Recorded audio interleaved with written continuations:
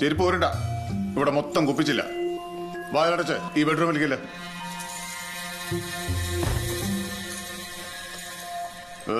Mop കോപ്പ് വല്ല ചൂലാറ്റം കിട്ടിയെന്ന് പണി എളുപ്പമാണ്.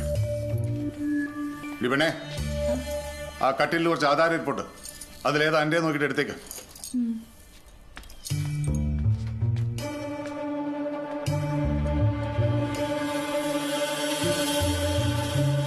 പിന്നെ എൻ്റെ അപ്പൂപ്പിന്റെ പേരറിയാം എനിക്ക്.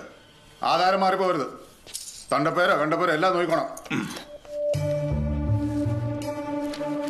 ഇവിടത്തെ ഫർണിച്ചറൊന്നും ആവശ്യമില്ല, വെറുതെ കുറെ അങ്ങ് ഒഴിവാക്കാൻ.